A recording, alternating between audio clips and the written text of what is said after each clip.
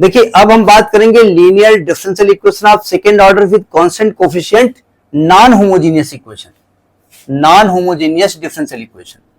हमने क्या बताया, हम सेकेंड ऑर्डर के बारे में बात करेंगे केवल, ध्यान रखिएगा कि उसके आगे नहीं बढ़ेंगे हम। हमने क्या बताया, हमने कहा कि कोई भी differential equation F D Y बराबर अगर जीरो हो तो इसको हम कहते थे होमोजेनियस, होमोजेनियस। और अगर ये जीरो ना होकर के क्यू एक्स दिया हो, कोई एक्स का फंक्शन दिया हो, तो इसको कहते हैं नॉन होमोजेनियस। ठीक है, तो जब आपने होमोजीनियस पढ़ा तो उसमें क्या तरीका पढ़ा, होमोजीनियस में आपने जो कॉम्प्लीमेंट्री फंक्शन निकाला था वही आपका सोल्यूशन था। अब नॉन होमोजीनियस में अगर है तो आपका पर्टिकुलर इंटीग्रल निकालना पड़ेगा, और पर्टिकुलर इंटीग्रल को डिसाइड कौन करेगा, क्यूएक्स डिसाइड करेगा। ठीक है, तो क्यूएक्स के सेहत के हिसाब से हम वहां पर मैनेज करेंगे।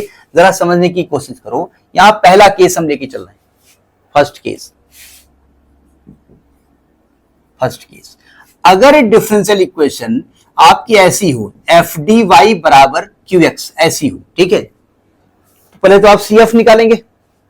सी एफ के लिए क्या करेंगे, अभी हम बता चुके हैं इसके पहले कि आप एफ डी वाई को जीरो करेंगे और इससे सी एफ की वैल्यू निकल आएगी। बहुत सारे तरीके आपने देखे। ठीक है, इसके बाद आप पर्टिकुलर इंटीग्रल निकालेंगे। क्या फॉर्मूला होता है, 1/fd ऑफ क्यू एक्स। अब देखो ध्यान से, अगर क्यू एक्स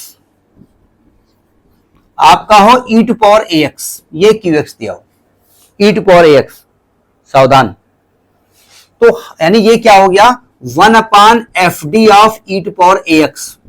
तो करेंगे क्या, पहले मुझे सुन लीजिएगा, d की जगह a रख दीजिएगा, यानी ये हो जाएगा 1/fa of e to power A X. समझ में बात नहीं है, लेकिन एक शर्त है उसके साथ कि a रखने पर ये वैल्यू जीरो नहीं होनी चाहिए।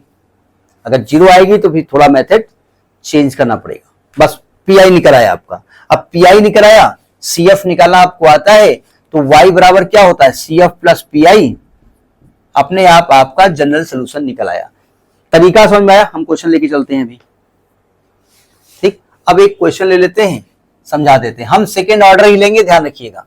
ठीक है, क्योंकि हम सेकेंड ऑर्डर का ही सिलेबस डिस्कस कर रहे हैं। देखो, जैसे मैंने एक एग्जांपल लिया, solve the differential equation d2y by dx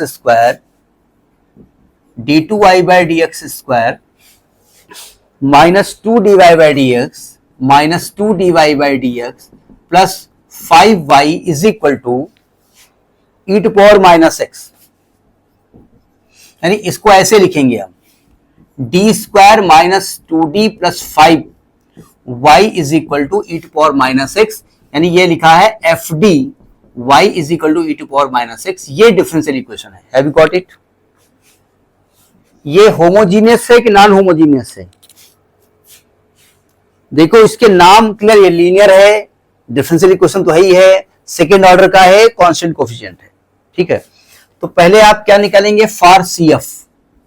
C F के लिए क्या करेंगे, d2 minus 2d plus 5y बराबर जीरो कर देंगे, यानी हम इसको होमोजीनियस बना देंगे, राइट हैंड साइड को जीरो कर देंगे। तो आप क्या करेंगे, एक ऑक्सिलरी क्वेश्चन निकालेंगे। क्या तरीका हमने बताया, d की जगह m रख दीजिएगा। तो ये क्वेश्चन क्या बनने वाली है, m square minus 2m plus 5 is equal to 0। अब m की वैल्यू निकालने के लिए आपको क्या करना पड़ेगा, फैक्टर कर लीजिए, नहीं आता तो ढांचा लगा दीजिए। m is equal to minus b plus minus under root b square minus 4 into a into c upon 2a, 2 plus minus under root 4 minus 20 upon 2। ध्यान से देखो, ये माइनस 16 लिखा हुआ है। ठीक है, यानी कि आपका 2 प्लस माइनस 4i अपॉन 2 से काट दोगे तो 1 प्लस माइनस 2i आ गया। आई को क्या कहते हैं, आयोटा कहते हैं ना। यानी आपका जो, इसको रब कर दें, ये आपके दिमाग में होना चाहिए। ठीक है, यानी आपका जो m की वैल्यू आई है वो कॉम्प्लेक्स रूट आई है, 1 प्लस माइनस 2i, यानी अल्फा प्लस माइनस आई बीटा। अब ये ना कहना माइनस ना हो, तो हमेशा ध्यान रखिएगा कॉम्प्लेक्स रूट हमेशा अपने कॉन्जुगेट के साथ चलता है, ठीक है।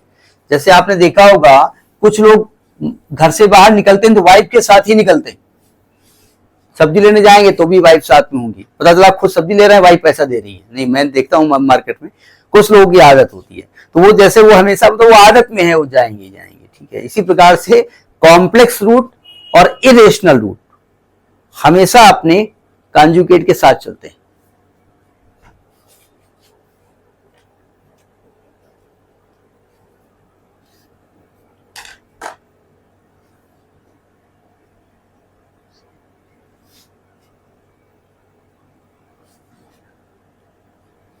हम वेट कर रहे हैं थोड़ा सा, आवाज आ रही है? अब आवाज आई ना? अब आ गई आवाज।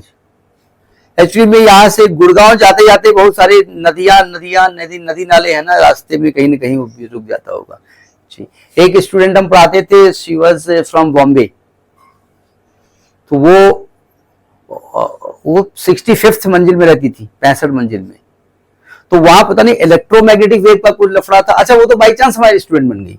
एक्चुअली क्या हुआ, 100+ उसने ऑनलाइन सर्च किया और 100+ में गुड़गांव है ना, गुड़गांव, उसको उसने पढ़ा गोरेगांव, उसने गोरेगांव पढ़ा, तो उसने सर से कहा कि सर ऐसा करिए कि वो भेज दीजिए हमको आपका वो लोकेशन, तो सर ने लोकेशन भेज दी तो करीब 1200-1300 किलोमीटर दिखा रहा था। तो उसने सर यहां से गुड़गांव और गोरेगांव 1200 किलोमीटर, बोले it is not Goregaon, it is Gurgaon. तो अब जो कांटेक्ट में था तो हमसे कांटेक्ट किया, फिर I have taught her, she was very good student, बहुत मतलब वो है अभी तो स्टूडेंट में नहीं है, लेकिन और उसमें 65th मंजिल में पता नहीं क्या दिक्कत थी उसको, ईएम वेव का लफड़ा था, हमेशा जैसे लगता बहुत ज्यादा बड़ी आवाज आया करती थी वहां से।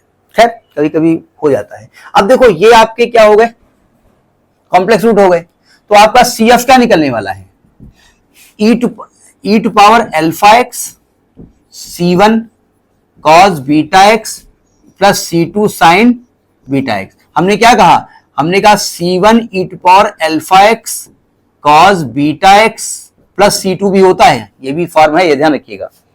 ज्यादातर ये दिखेगा आपको, छोटा होता है ना ये दिखने में, यानी e to power 1x C1 cos 2x plus C2 sin 2x, ये आपका CF आ गया। समझ में आएगी बात, नहीं आएगी?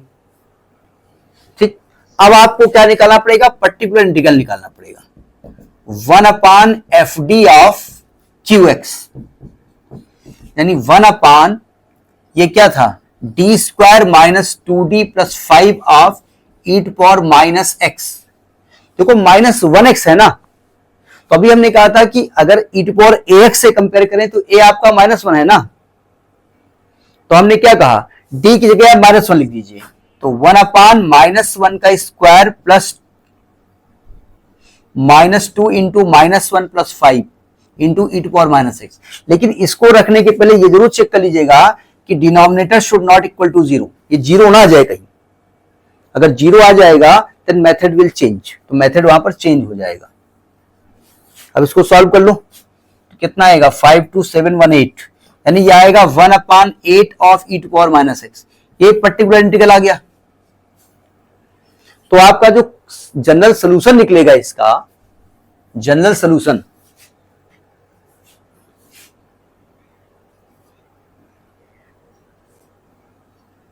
हमने क्या कहा था, अगर हमने कहा कि 1/FD of e to power ax हो तो d को a लिख देते हैं, तो यहां पर a आपका -1 है ना, कोफिशिएंट ऑफ x, ठीक है, तो वहां पर a लिख दिया जाता है। लेकिन शर्त एक है कि after putting the value denominator should not equal to 0, otherwise दिक्कत करेगा। तो आपका जो जनरल सोल्यूशन इसका निकलेगा होगा y is equal to CF plus PI, तो CF तो ये निकल के आया है आपका, ठीक है, इसी में PI प्लस किए दे रहे हैं, तो आपका सोल्यूशन कुछ ये निकलने वाला है, आप वही लिखेंगे y is equal to CF ये हो गया और plus PI 1/8 e to power minus x। Have you got it? ये हमने एक मेथड बताया कि भाई कैसे आप उसका पर्टिकुलर इंटीग्रल निकालेंगे, फिर ऐसे ऐसे मेथड बढ़ते चले जाएंगे और कुछ 2-3 मेथड आएंगे, ठीक, नोट करिए।